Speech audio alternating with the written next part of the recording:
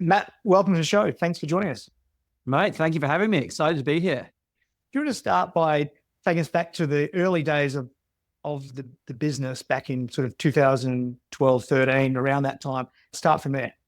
Yeah, so 2012 is when it begins, although the official date on the label of a bottle of Four Pillars gin is proudly established 2013. But as with all businesses, you made the decision to go into that business a long time before you actually brought a product to market. And in our case, it's kind of funny reflecting on that time. It was a very digital time. There are a lot of exciting digital businesses. And here we were building a real business where we had to sort of fly off around the world and buy equipment and find botanicals. So quite sort of capital intensive. But looking back at that time, there's a few things that are always sort of on my mind, and people often want to know, where did the idea come from? And I say to people, look, starting a business like a gin business, there's no real idea there. It's much more a decision. You decide one day that in amongst all of those different gins that were already on the shelves and already on the back bars around the world, you're like, we think there's room for one more.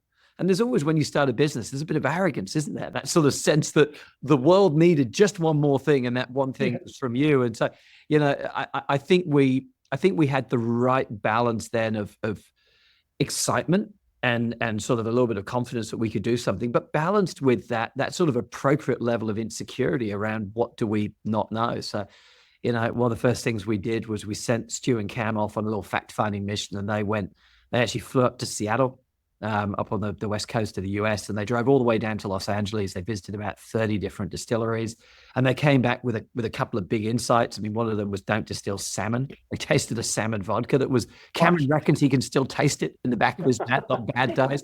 But, they came back and went, first of all, we can make gin the Australian way. They'd been to the States, and the Americans, perhaps unsurprisingly, they weren't making London dry gin, that classic British style of gin. Most of us had a bad night on sometime in our late teens, or Gordon's, Beefeater, Tanqueray, like very, very juniper heavy. Good London dry, smells like a pine forest. Bad London dry, kind of smells like Pino Clean. Like, the Americans were doing different things, and they came back and went, well, frankly, gin has to be juniper. Without juniper, it's kind of weird vodka. But once you've got juniper as the base, it's gin, and then you can play with whatever you want. And they're like, well, the Americans are doing some interesting stuff. Frankly, Australia is a more delicious place. Our food culture, the botanicals, the fresh produce that grows here. Like, we've got an opportunity to make gin that's really interesting in a modern Australian style. So that was one bit of conviction they came back from the States with. And the other was, we had to have a particular type of still. And every time they'd tasted a gin that really blew them away in the States, they'd go out the back, because normally these distilleries didn't have a big sort of brand experience space as we do at Four Pillars. They were sort of, you go down the back in a little shed and they'd find a still Carl written on the front. And at first they're like, why does everyone name their stills Carl? And then they realized that Carl was actually the maker, Christian Carl, just outside of Stuttgart. They hand make all these stills. They're like the Rolls Royce gin making machines, and they're effectively the world's most expensive and slightly explosive kettles, but they're magnificent machines. And so they went, well, we have to get a Carl still. And with that decision was both a blessing and a curse. The positive side was there were no Carl stills in Australia at the time. So immediately, if we could go and raise the capital and find the money to do it, and perhaps that's something we'll talk about a bit in a minute, well, then we could have immediate product advantage. We'd have the first Carl still in Australia. We'd have real product quality, or at least the possibility of product quality baked in. The downside was these things took time to make. They were handmade. They didn't make very many of them every year. They were expensive and slow to get to Australia. It was going to take 12 months. We named our first Carl still Wilma after Cameron's late mum. It was going to take 12 months from that decision to having Wilma landed and operating in Australia. And in hindsight, that time was a blessing, because it gave us this opportunity to think. And Cameron went off and played with botanicals. He bought a little chemistry lab still. We called it his Breaking Bad phase. It was like his Walter White phase. He wasn't cooking up meth. He was cooking up lemon myrtle. But for me and Stu in particular, based up in Sydney and sort of letting Cam do his thing down in Victoria, down in Hillsville, we were able to think about the business and how we're going to grow this business and the brand and what's going to make this work. If we trust that Cameron's going to make great gin, and we trust that when the still arrives, Wilma and Cameron are going to get together and make great gin, what are the other ingredients going to be of a successful business? And that moment of pause, and it's probably the first big section of my book, Lessons from Gin, sort of reflecting on how important that thinking phase was was just critical, because once Wilma arrived and once we got to make that first trial batch of gin, commit to the recipe, launch that, it was on. And it really did stop being on for a decade. I've got a few different questions I want to go down here, the path of. You've picked a product that you love. You have got a 12-month wait, and you talk about how important that was. But at this point, you have not made any gin, right? Correct. And that's why, I've tried, as I've written this book, called Lessons from Gin, I've tried to think about what are the lessons that people could learn from the Four Pillars experience, but particularly, if I'm honest, from my perspective, because to your point, going into that process of thinking and starting to think about what the gin could be, I had no value to add. I was the most inexperienced of the three of us when it came to gin, spirits, any form of alcohol production. Stu and Cam had met in the wine industry. Cameron had stayed in the wine industry, got his hands dirty in production, operations, sales, marketing. He's an Olympian. There's no such thing as a former Olympian. You run fast enough once. He made it to the Atlanta Olympics in '96. He's an Olympian for life. He gets stuff done. He's very determined. He's very committed. And once he decides he's going to do something, he's going to get himself to a level. And he very quickly made himself one of, and I would argue now, the best and most awarded and acclaimed gin maker in the world.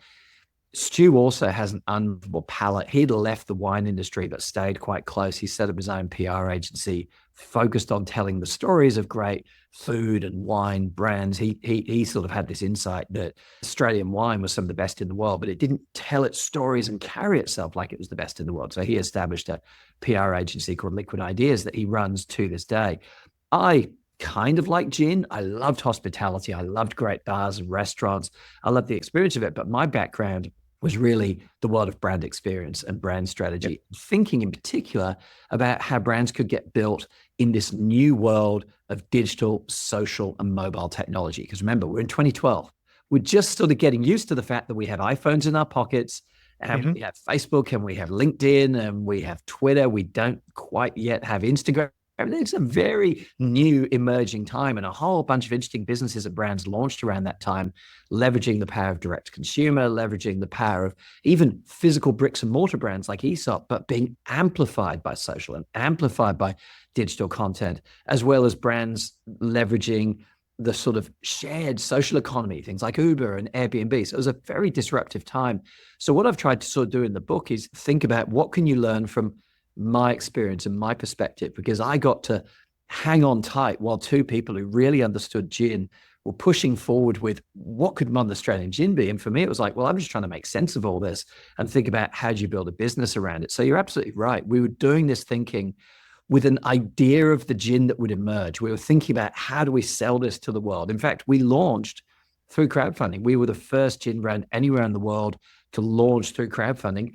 Even at that time, and this is now September, October 2013, we still didn't have a finished product. We didn't have a finished gin until November. We sold the whole first batch of a gin that did not exist through crowdfunding. So you really sort of baked in these beliefs in storytelling, in engaging your customers, and also in the motivating power of purpose and ambition and a sense of this is why we exist in the world, and taking people on that journey with you. And I think that's another thing that early phase did for us. It kind of baked in those belief systems, if you like. So then again, when the liquid showed up and it turned out the gin was quickly about to win more medals in gin than Cameron had ever won on the athletics track, all of a sudden we're like, okay, well, this is the finishing piece, but we've already put a bunch of the foundations in place.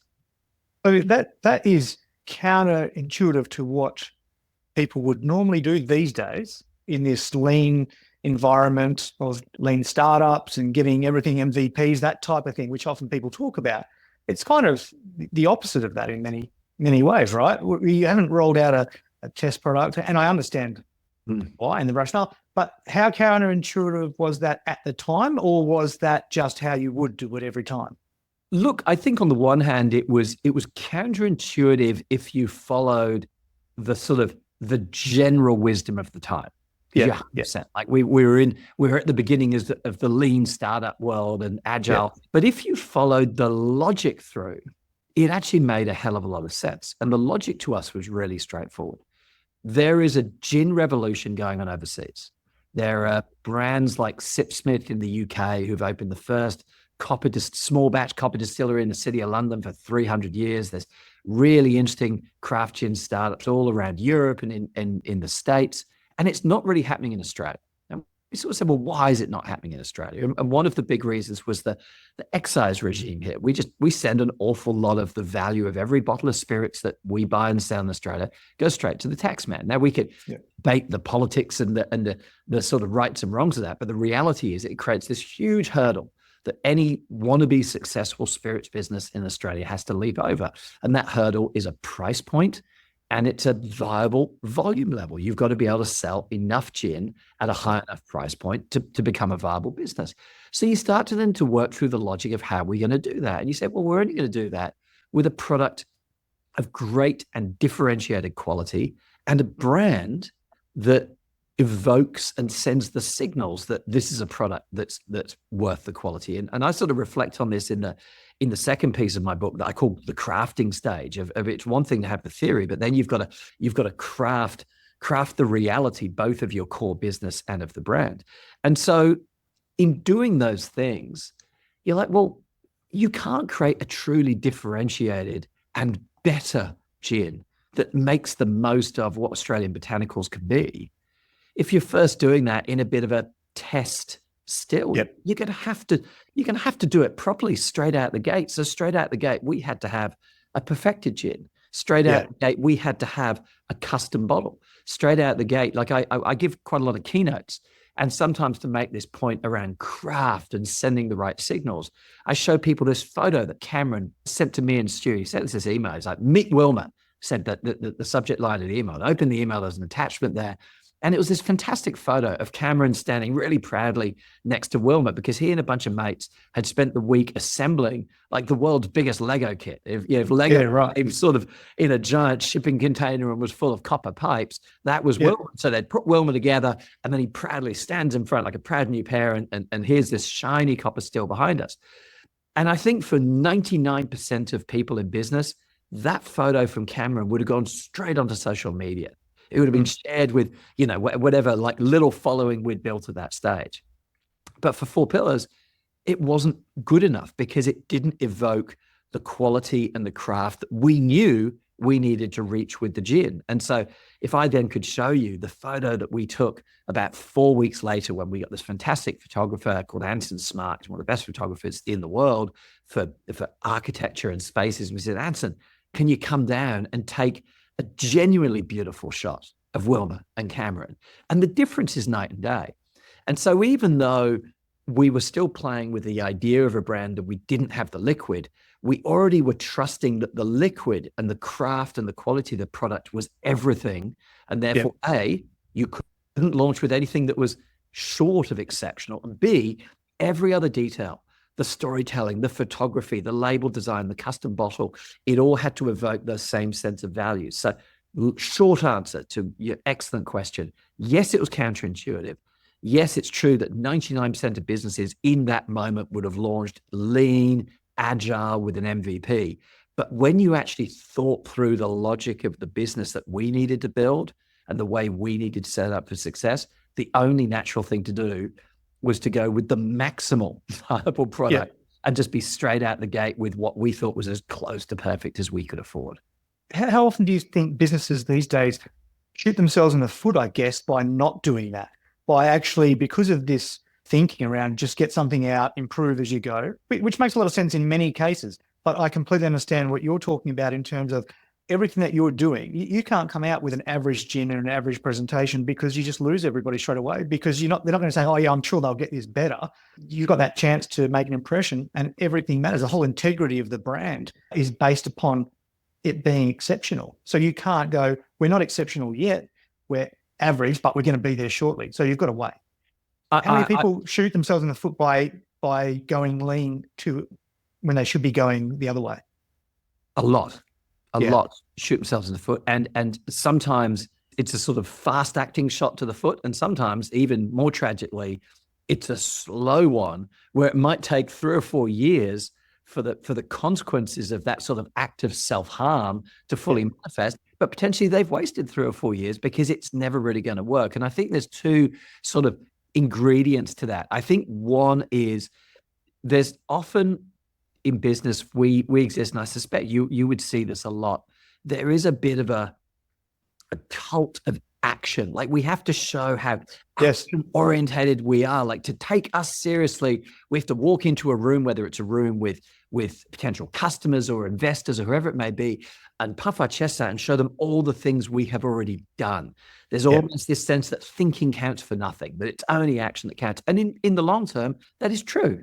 There are no prizes for great strategies, but in the short term, I think we have to value thinking a little bit more. And one of the things that people haven't thought through enough is, what is it really going to take for me to be ultimately successful? Ultimately successful. Like where am I really trying to get this business to be viable, to be substantial, to be the thing that I want it to be? And what's it going to take to get to there? And that connects, I think, to the second mistake, challenge, call it what you will, which is how relatively easy it is to shift from that first decision to the second decision. And before you know it, the decisions are snowballing. So, in our case, we could have gone, okay, we're going to make gin. And then we go, well, we know someone who's got a still. Okay, well, let's go and buy some botanicals. Let's go and have a play. Oh, this seems quite good. Let's start showing this to people. And before you know it, the snowballing and you've gone down a path at that point already. Correct. Right? And we can't put the jack back in the box or whatever the right analogy is.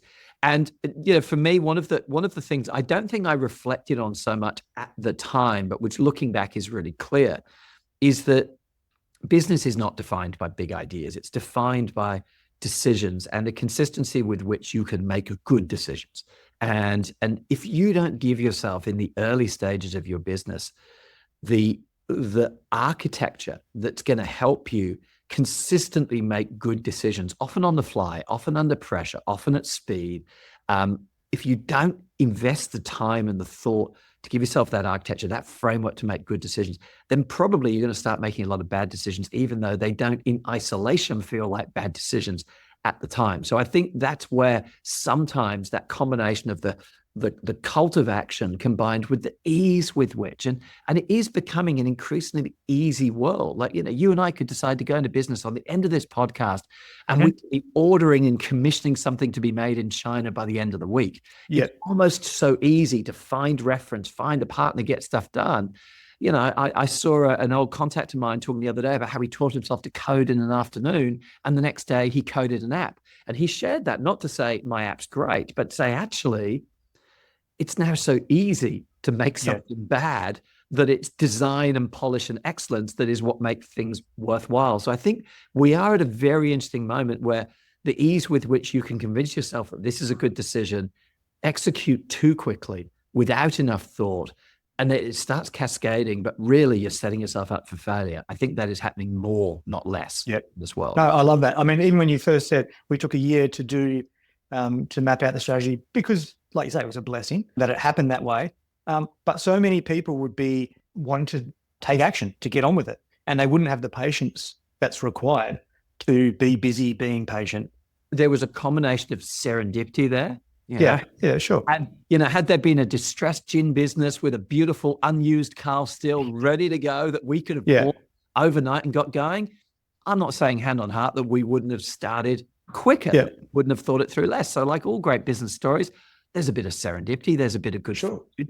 The other thing there was that is also serendipitous, but just because it's serendipitous doesn't make it not true. And I will say, a valuable lesson, right? And I will say, hand on heart, I would seek to replicate this in any future endeavor I got into.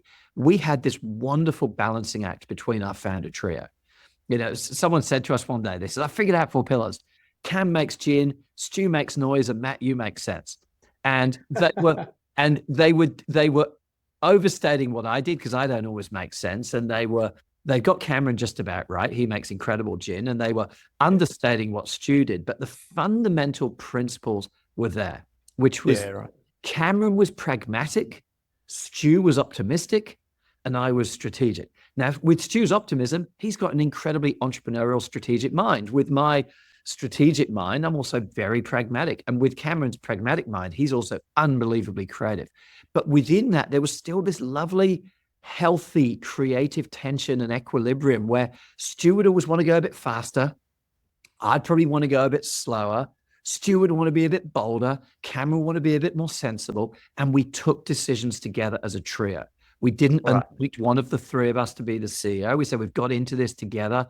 We've been aligned on every big decision from the folks of our business. So, very early decision. Are we going to be distillers who start with gin and then make other things? Well, that would have certainly been easier to make more money, because we could have made a bit of money making vodka. We could have done some contract distilling. We said, the world doesn't need a multi-spirits distilling business. If we're going to make the best gin we can, we have to get up every day just trying to get better at making gin. So we said, we're just going to be a gin business. We are not going to make gin under contract for other people. We're only going to make Four Pillars gin. We're only going to make gin and all that stuff. So we said, well, we've made all these decisions so far together.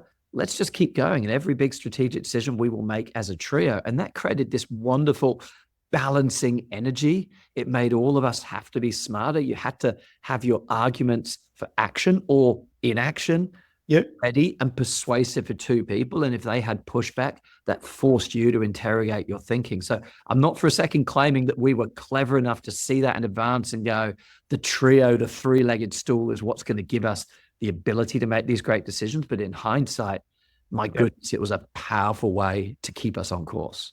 Well, I mean, these are the lessons that come from ultimately becoming successful at what you do, and you learn those lessons along the way. If you knew them from the start, you would have gone down a different path, or you would have accelerated the growth. But that's part of the whole journey, right? It's still a pretty fast growth as it was. But in terms of, you've got the three of you making those decisions, were there any big decisions where, and it sounds like you came to consensus, the way that you, again, that to and fro and the way you discuss things, were there any sort of big decisions that you had to make where one of the three was like, oh, okay, we'll go with it, but I think the opposite? Or did you generally come to consensus?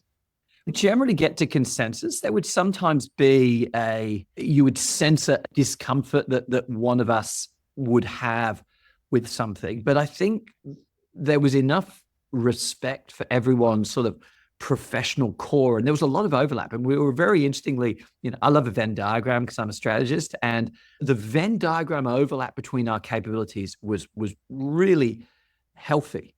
Whether it was me and Stu around theories of marketing and brand building, or Stu and Cam around liquid and flavor, and also the way the drinks industry worked, and the importance of hospitality and the importance of building relationships with the trade. There were really, really strong overlaps. There was also a big gap. None of us were particularly financially driven. There was no natural CFO role in the business for the first 5 years. And I think in some ways that was an enabler. And in some other ways, we brought a fantastic finance director in at probably just the right time and not too late. But I think there was also a lot of respect for the fact that we did also each have both a personality and a point of view and a professional skill set that was unique within the trio. And so if someone was clearly uncomfortable with a direction or a decision, the other two would slow down enough to go, well, we need to figure out why. We need to understand why. Because honestly, we've all been so comfortable and heard and respected so far that if one out of three is really not comfortable with this, so, when we got to, momentous decisions, like I looked back at, in the book, I published extracts from some of the emails that we sent to each other and we sent to our customers in March of 2020 around responding to COVID. And that was everything from what are we going to do to protect our people, to protect our operations and our ability to make gin? Do we pivot into making hand sanitizer? All of that stuff. At every stage, the 80-20 was in favor of 80% consensus and 20% just enough tension, just enough pushback to make us smarter. Because of course, 100% consensus is not healthy either. That just becomes an echo chamber, totally self-reinforcing. But yeah, we had that nice, healthy balance. And no, there weren't really major things. I mean, there were difficult decisions we made. The only distributor in the world, Four Pillars is in about 30 markets worldwide. There's only one where our distributor has never changed for 11 years, and that's Australia, where we started with Vanguard Luxury Brands. And when we were acquired by Lion, so was Vanguard. And so we've stayed together and stayed the journey throughout that period. Every other market, we've moved on from one and sometimes two other distributors, and that's never comfortable. That's never easy. And so those are discussions of high tension for us. Not that we were disagreeing with each other, but we're all seeing different consequences and different challenges. And so those were often some of the most difficult discussions. What will we do in this market? But not because we fundamentally disagreed with each other, but because it wasn't as smooth sailing as you'd like it to be.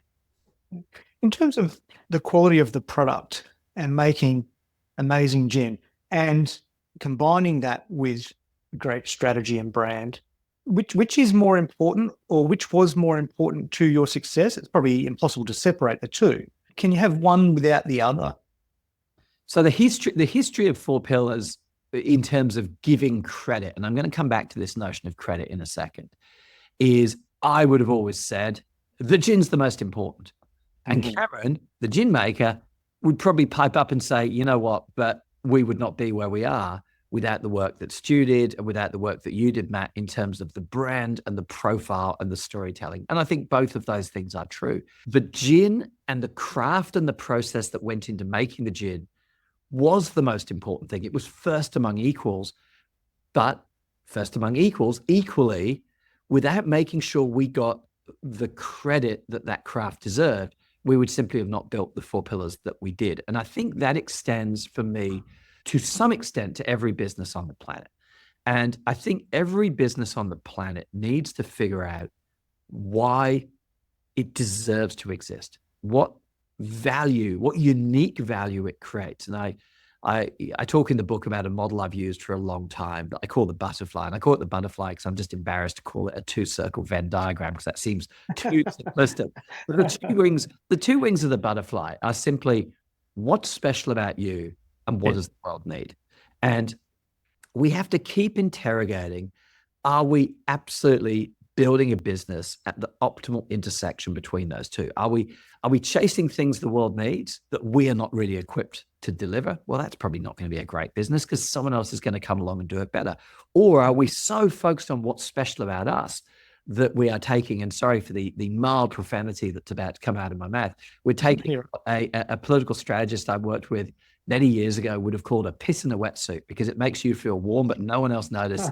And we don't want to do that. We want to be building at the intersection. And what that then leads you to go is if we figure that out, we figured out what is the irreplaceable value, what is the particularly special thing that we deliver in the world. The other thing, hopefully, we start to figure out is, well, what is it that we get up to do every day that we focus on, that we do really well, that gives us permission to do that? And I call that the brick. And I call it the brick because I was really inspired by the former CEO of Lego, a guy called Knut Storp, who was the first non-family member to lead the Lego business. And he tells a great story about really refocusing Lego on the brick as the building block that was their differentiator, and how it was the precision molding and the management of that whole production and supply chain of bricks that gave Lego its competitive advantage. And if it lost sight of that, it was just another toy brand in the world of creativity and play. But with the brick, with the building system, it was only Lego. So the butterfly and the brick become this way of saying, what is your purpose and what is your craft? What is the value you create? And what is the thing that you get up every day to do and to get better at? What is the muscle you're trying to build every day that gives you the right to deliver on that? And I think that centrality of craft and purpose is necessary to build a great business. But to your question, if the people who matter to you, the people that start at the beginning, the people you need to attract to work for you, the customers who need to buy into you, the partners you need to use you, because this is applicable to B2B and B2C, consumer and business, and then ultimately the end users, the end consumers, in Four Pillars case, the end drinkers, but in between the bartenders, the retailers. If they don't all see that craft, appreciate that craft, value that craft, if you're not telling the story of that craft at every opportunity, if you're not sending the signals that that craft exists to people who don't always have the time and the attention to go and do all the research and discover. I can't make someone watch Four Pillars make gin 8 hours at a time, single batches at a time. I've got to send these signals, tell those stories, bake that craft into every experience, leave breadcrumbs down that give people a clue to say, well, if that's how well they do this, imagine how well they do all that stuff that I can't see. So we at Four Pillars just said, well, we've got a 2-word brand strategy, craft intimacy. We're building a business based on craft, And we're building a brand based on intimacy, just inviting people to come closer through experiences, through our homes, through content, through storytelling, through emails, through photography, when we could afford it, through films. But just that notion of craft intimacy, I think, is a really powerful duality that any business can think about and go, well, unless we've dealt with the first word, what is our craft, we should not pass go. But once we've dealt with that, we've only done half the job. And the other half of the job is make sure our customers and our marketplace and our industry and our own people understand and value and see that craft showing up in everything that we do. How important is getting that part of the thinking right? Because I imagine it would be very easy to go away and focus completely on making the best gin possible and thinking that's enough. Overly focusing on that when there are two sides, like you've explained. No, look, I think I'll keep this one really brief because I want to hear the other half of your question. But I think it's really important to understand the philosophy behind it, but I don't think you have to have all the answers. So I think understanding that a great product alone is not going to get you where you want to go is really important. And having what I call a theory of brand success for the other side of it. What is it? How do we need to make people feel? There's a great author called Marty Neumeier. He wrote a book called The Brand Gap, which is one of the most influential books I've ever read on brand. It's actually the book I read to go for my first interview with a brand agency. And I thought, holy shit, I know nothing about brand. I have to go and try and fake it until I can make it. I better read something. And I picked up his book. And he talks about brand being the gap between logic and emotion, the logic of your business and the emotion of your business. So if you understand that and you go, logic alone will not win. The business marketplace is not a courtroom. My consumers are not the jury. The doors are not locked. I cannot command them with logic and say, wait, let me tell you the other 15 reasons why my product is better. Yeah. You don't get to do that. You need to win through emotion. So if you understand that and you start to build some basic principles, I think you can get going, because those principles will then shine a torch on the right decisions. You don't need to know what all those future right decisions are. So I'm sitting in front of what looked like a bunch of colorful artworks. These are all original paintings by Australian artists that we put on the labels of our Australian Christmas gin. Because when Cameron sent an email to me and Stu in 2015 and said, hey guys, just to let you know, I know I've already made like Rare Dry Gin and Blaze Shiraz Gin and Spice Negroni Gin and all these incredible gins, but I've also just played around distilling some Christmas puddings. And we're like, what? He's like, well, my mum had this recipe and she used to love making puddings on Derby Day, which is the Saturday before Melbourne Cup. And I used to do it with my brothers. And I thought, I'll torture my daughters with this same family tradition. So I dragged all the girls into the kitchen on Saturday, made some extra puddings, and I went and distilled them that afternoon. And the gin was pretty delicious, but it wasn't indulgent enough for Christmas. So I chucked it in some old musket barrels. So this time next year, we're going to have a Christmas gin to launch. I don't know what it tastes like yet, but I reckon it'll be pretty good. And knowing Cam, you're like, yeah, probably will be pretty good. So I now had 6 months to go, how do we wrap that? How do we tell the story? And I sort of had this idea that, well, this is Cameron's family tradition. Wouldn't it be great to make it a 4 pillars tradition that we could renew every year? And then in turn, make it the family tradition of other people around Australia. And I thought, well, what I would want if I was a consumer would be for that to come kind of pre-wrapped. And so instead of putting a branded label on it, we went and commissioned an artist come up with an artwork that embodied what Australian Christmas was to her. And then every year following that, a different artist created different artwork just with that single brief. What does Christmas mean to you? And so you can see behind me, there's beautiful, colorful, different expressions of Christmas. Andrea Hewlin is based up in Cairns. It's too hot to put the cooker on at Christmas. So her Christmas table is cold seafood and pavlova. I'm like, that's great. You do you, just no kiwi fruit because it's Australian Christmas gin. So please, no kiwis. And so that instinct, that understanding that a great Christmas gin, a great liquid was what Cameron was going to deliver. But we then had to deliver the other half of the bargain. So coming back, logic was the flavor and the quality. The emotion was the art that we were going to wrap it in. The logic was we need a bigger distillery to distill in. The emotion was we should make enough room for tastings and experiences and put our craft on display. As long as you understand the theory of how you're going to grow this business, you respect and understand the role those two sides are going to play, I think you can then follow your nose and you can, as serendipity presents opportunity to partner with someone to do something, or whether there's a bump in the road. but you need that basic GPS, that sort of navigational Yeah. guide. So you don't have to have all the answers, but you do have to have what I like to call the theory somewhat locked in your head. Yeah, no, it makes complete sense. And in terms of the business, the second part of that question was going to sort of fold into where you talked about you starting a business like this. You don't necessarily have the idea, you make a decision, you decide to do it. How much of that decision was around this is an awesome opportunity versus in terms of market, in terms of what's the gap in the market versus this is what we really want to do? Because I guess there's two parts to that, right? Where you can look at something and go, this is what we really want to do. This is fantastic versus what's a great market. And they could be different things. So I'm just interested into how that process worked for you guys. That's question of the day. That is such a great question. And let's start quickly by talking about what we didn't do. We did not sit around going, we three people want to start a business together. And we want that business to be based on great opportunity. So let's find all the areas that we think are full of opportunity and then try and figure out which one of those we have some knowledge or some passion in. It started completely the other way around. It was, we would be excited to make gin. And this was particularly Stu and Cam. Before I'd even met them, the two of them were drinking gin and tonic. And I think they had about a 5-minute conversation going, gosh, tonic's a bit average. And this was before Fever Tree. We should make tonic. And then, occasionally we'd be sort of hanging out with the guys at Fever Tree and looking at their share price going, we really should have made tonic. But I think they moved on pretty fast and went, you know what, the gin's the fun part of a gin and tonic. Let's make gin. So for them, it was an area of passion. For me, as a brand guy, when I met the two of them and we started to talk about this idea and they said, well, we're sort of thinking a third person could be quite good to put in the mix. I got excited because having advised a lot of big brands, I'd worked in brand agencies in Australia and then in New York. I'd worked for brands like Qantas and Google and Sony and Samsung and Ford and Volkswagen. And you're giving a lot of advice to pieces of a business.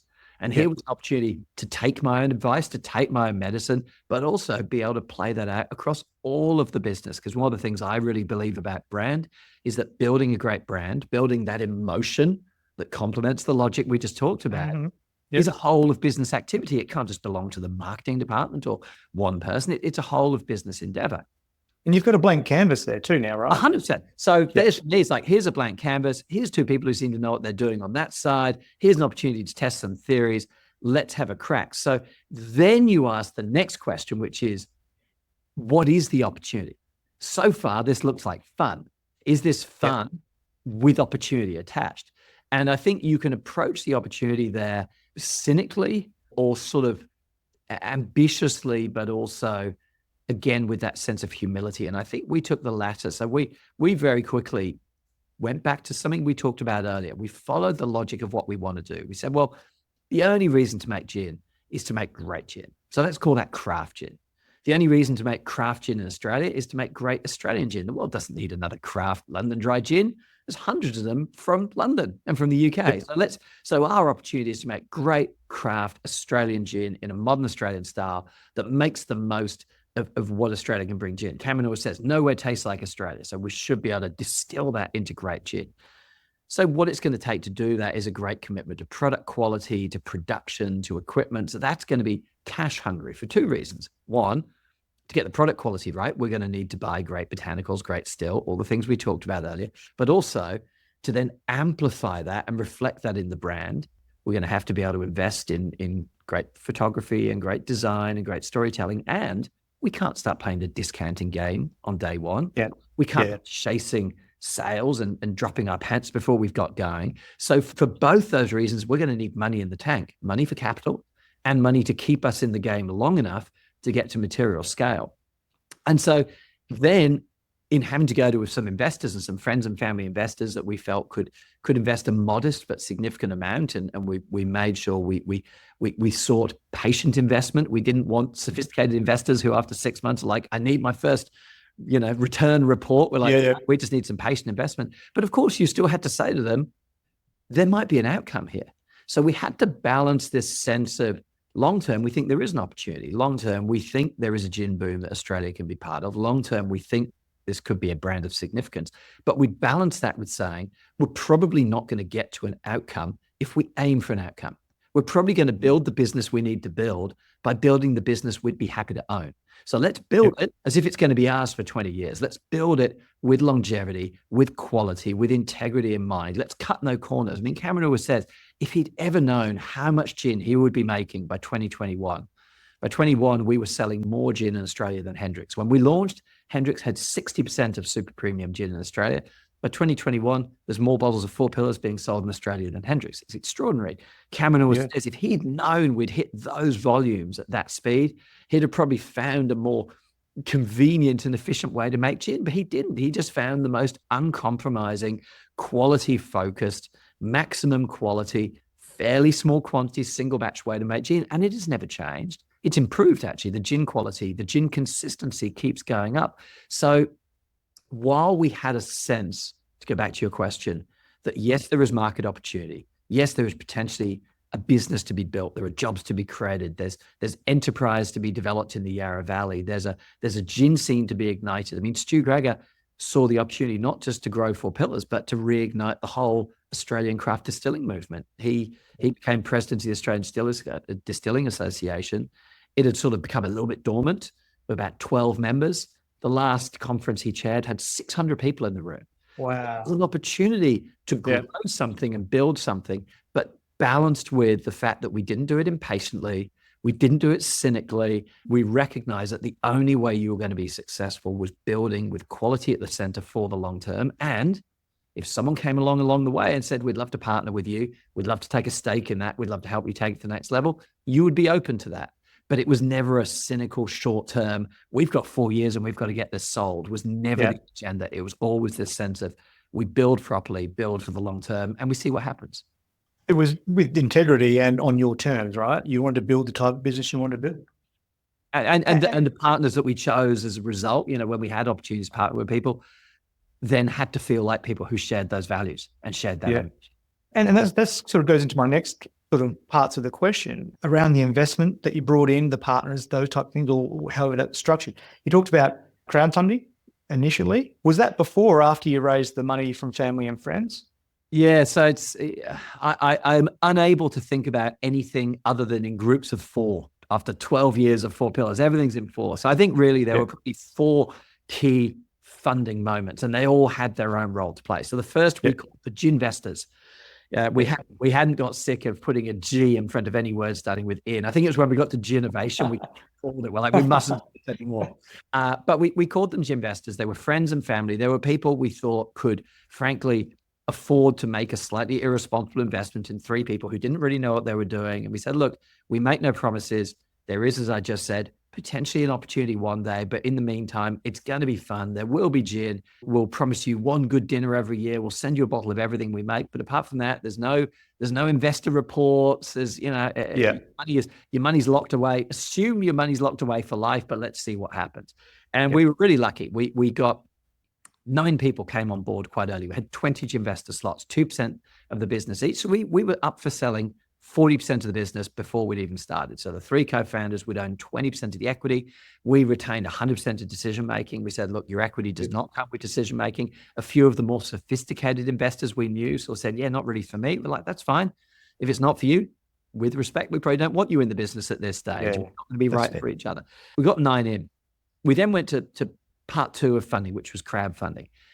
The decision to launch on Possible, which was the Australian crowdfunding campaign, the biggest in the world. We were the first gin brand to launch on any crowdfunding campaign, to my knowledge. That was less about the money and more about the momentum.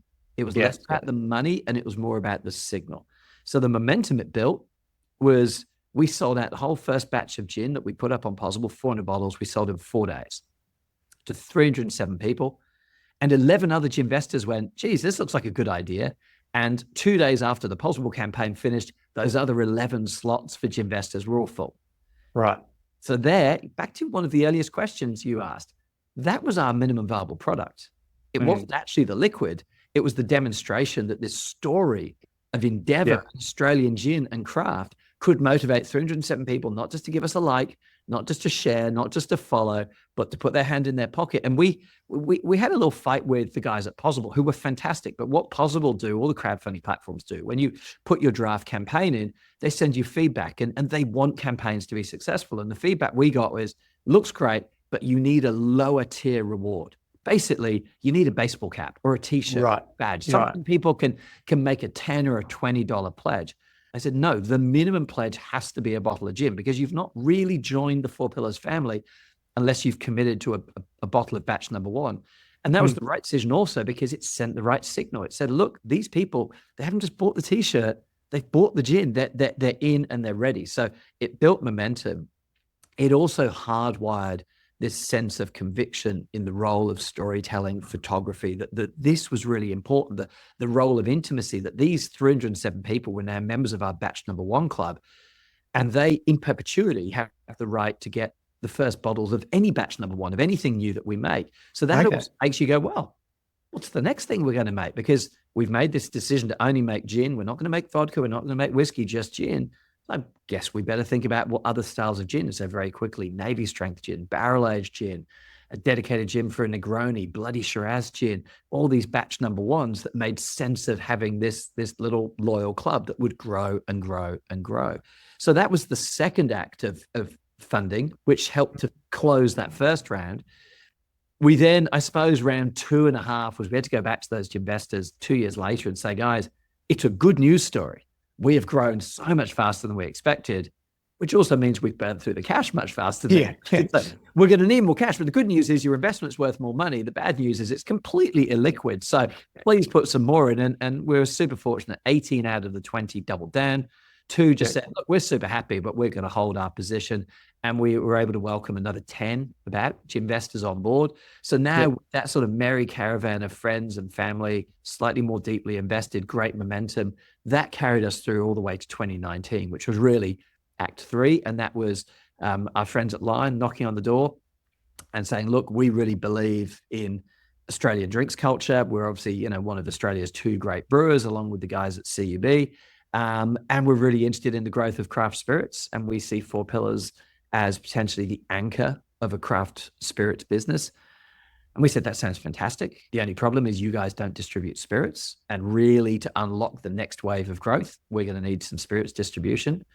And they said, okay, well, who do you rate? And we're like, well, our distributor, Vanguard Luxury Brands, they're pretty good. They've innovated the craft spirit scene from a distribution point of view in Australia. So Lion invested in both businesses. And that became the foundation that then 4.5 years later, they bought out the remaining equity. And so I sit here today in the Lion offices. I still consult back to Four Pillars and to Vanguard. And together we are now trying to build Australia's spirits business out of that world-class gin, world-class domestic distribution, and now trying to build the beginnings of a global spirits business. And that's super exciting. But the other thing they put in was capital. And that was what really allowed us to go, okay, we are building something really fantastic here. We think we understand how to make great gin, how to partner with people.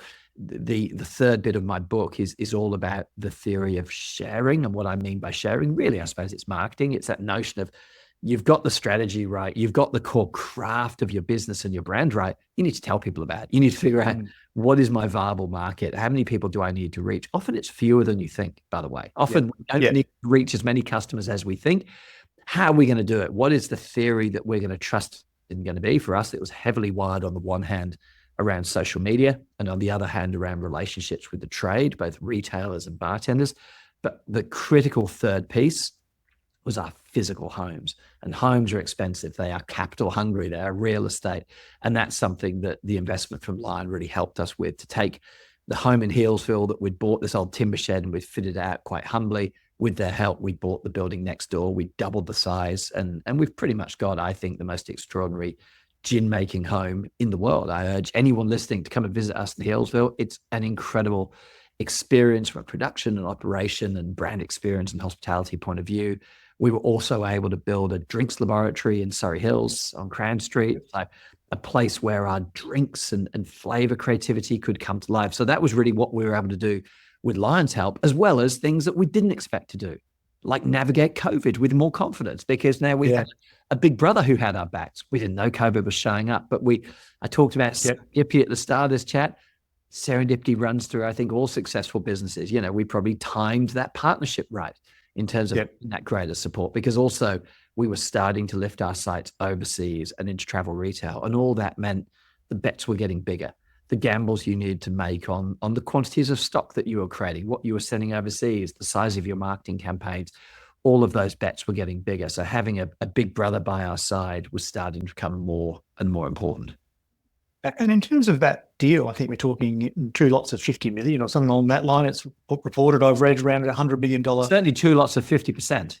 Yeah, right. Okay. From that perspective, did you see that being the sort of outcome when you first started, or did that surprise you, or was that in line with sort of the opportunity that you sort of thought could happen? Look, I mean, it will not surprise you to know that hard dollar figures are what they call commercial in confidence, and that. But I think your question is a really good one. I think if you'd asked the three of us at different moments in history, we would have given you different answers. If you'd have offered us the outcome at the beginning, we'd have said, well, that's extraordinary. We've started with a tiny amount of capital, a tiny amount of knowledge, a distilling scene in Australia that outside of Tasmanian whiskey and the wonderful makers at Lark and Sullivan's Cove is almost non-existent. And you're telling us we can get an outcome like that? Fantastic. If you looked at the momentum that we'd built heading into COVID, you'd have said, oh my goodness, like 4 Pillars, you wrote down that you want to be the global benchmark for craft gin at scale. At the end of 2019, we were the 9th best-selling gin in airport duty-free anywhere in the world. We were in 25 markets worldwide. The brand was in, I think, about 30 of the world's top 50 bars in London and New York and Berlin. Like, the brand was really flying. And then, of course, COVID comes and changes all the rules. And some things got better during COVID. You know, our ability to sell gin direct through e-commerce got better because we were all sitting at home in Australia with plenty of cash in our pockets and nowhere to go when a gin collection to build. But in terms of what happened to the hospitality industry, to air travel, to the opportunities of export, they were all decimated. So then if you'd asked us in the middle of COVID about an outcome, we'd have probably said, oh, you know, that starts to look better again. I think the thing that I didn't expect was the impact that 4 Pillars could have, not just for the founders and not just for our ginvestor community, all of whom had a couple of really good days, but the impact it could have on Healesville, our hometown in the Yarra Valley, the impact it could have on the region, the impact it could have on the Australian distilling scene, on the sense of confidence, on the sense of possibility of what we can make here, the pride. I mean, Cameron has never said no to someone who said, can I come and visit you, understand how you're distilling, asked you 10,000 questions about how you built your gin business and how that might help me build my spirits business. He has been unbelievably generous with his expertise. Stu, 8 years as president of the Australian Distilling Association. There's a reason why both of them are in the Australian Distilling Hall of Fame and Cameron is in the World Gin Hall of Fame. I'm currently in 0 halls of fame, but I'm always open to calls. It's a reason they're in those halls of fame because they have been so generous with their knowledge. And I think, so yes, we had a good day financially or a couple of good days financially. You know, at different times it would have been above, below, or at expectation, but enough is enough, right? And the bit exceeded enough, that exceeded any expectation was, I think, the impact that brand could have on people's lives. And I don't want to be too sentimental about this, but, you know, you looked at the way that 4 Pillars, and Cameron in particular, was able to take care of a whole community of people through COVID, and the way we were able to leverage our production capability to make hand sanitizer at scale to the point where we were really the preferred supplier to Ozpost, keeping Ozpost going when they couldn't get hand sanitizer, to frontline health professionals across Victoria and then across Australia when they couldn't get hand sanitizer for their homes. They probably had enough in their clinics and their hospitals, but when they got home, they felt their families were unprotected. And you look at moments like that and you go, we did not plan to have those impacts, but actually those are the things that make it really worthwhile. And in some ways, maybe they're the things that make the brand we built really special. Yeah. I mean, you talk about not being sentimental, but you've gone through the process of building a company from scratch and over time selling down out of that business. How difficult was that transition? Or was it difficult? Was it easy because it was about the future? I think there were transitions at every point. I sort of characterize the book. Just to take a sidestep for 2 seconds, the hardest things about writing a book I found was structuring a book. I think about all these things I want to tell people. How do I structure it? Is it strictly chronological? Does it start with one day I was born? Like, is it biographical? Is it chronological? And in the end, what became clear to me was the most important thing was the thematic structure of saying, look, if you are trying to build and grow anything, these are the key beats that I think are going to be useful to you. And I sort of filled the book with a combination of stories from 4 pillars, but then what I called useful bits, little models, little tools that we've used, that I've used, that I think other people could use. And the first 3 sections I've talked about through this podcast, the thinking, crafting, and sharing. And the 4th challenge of growing was growing, because the irony is, as things grow, they change. As your business grows, your business changes, your culture changes, your market, your category, your competitors change. And so just when you think you've got it figured out, you have to challenge. Marshall Goldsmith, the leadership consultant, once wrote a book, What Got You Here Won't Get You There. And it's sort of true at every stage, except some of what got you here will get you there, but some of it won't. And so I think I say that to you to sort of share that even before we'd started selling equity in the business or thinking about an exit, inverted commas, be wrestling with the fact that your baby's grown up. That, in 2013, if you'd said, will you ever make a ready to drink gin and tonic can, an RTD, we'd be like, no, they're disgusting. Have you had G&T? And yet by the time you get to 2020, and 4 pillars is now significantly bigger than the entire super premium category put together was when we started. And you're going to functions, whether it's in sport or art or music, where people traditionally would have had a white wine or a beer or a glass of bubbles on arrival, and now everyone wants a gin and tonic. You realize our drinking culture has changed, and we've been part of that. And more people want to have a gin and tonic when they're at a mate's barbecue or at a beach house, and they don't want to take a bottle with them. And we're like, well, and we spent 2 years going, can we make a gin and tonic ready to drink that's good enough to put the 4 pillars brand on? And we ended up creating this beautiful family of 4 RTDs. And so in doing that, or when we made alcohol-free versus Rare, Dry, and Blaze Raz, you're creating things that would have been anathema to 4 pillars 1.0, but actually at that moment in our development were the right things to do. And at the same time, you've still got these hard lines. We're not going to make whiskey. We're not going to make vodka. We are a gin producer. We are a gin, but we're doing these different things with it. So I think in many ways, you're already building this sense of strategic flexibility. So when you go, well, the next big decision that might have felt completely anathema then, but is right now, is let someone else own it. Let someone else pick up the baton. And as I said to someone when Cameron said, look, it's time to hang up my distilling apron, because, I've been distilling gin for 11 years and thinking about it for 12. And I've built this unbelievably world-class team. And he called himself the George Costanza of 4 pillars. He said, I'm carrying around a clipboard, but there's nothing on it. And because this team just got this completely. And I said, well, it kind of makes sense, right? Because your first job was a relay runner, and there comes a point where you've done your leg and it's time to pass on the baton. So for me, we were getting 4 pillars to a point of scale where the investments you need to make are bigger, where the risk you need to be able to take is bigger, where the sensitivity to your ability to execute and move the market is that much greater. So if you can find a partner who can give you that scale and give you that infrastructure and give you that sort of rigidity around the strength of your business, but also who respects the craft, the instincts, the creativity, the slightly loosey-goosey way that decisions have been made, because that was why I have Christmas artwork behind me, because it wasn't very strategic. It just felt like the right thing to do. If you find a partner who's got that combination of those things, there comes a point where you go, it's the time to pass on the baton to them. And I feel really lucky that as we did that, it was not because the job was done. It was because the next leg of the race maybe needed something else. And I feel really privileged. I still get to advise and be part of that, while also going, I'm really happy that maybe someone else is sweating the small stuff, and maybe someone else is, worrying about things, and you can't have your houses on the line forever. 3 additional mortgages on that business, and they were on the 3 founders' houses. And you're like, well, that's the risk you take as an entrepreneur.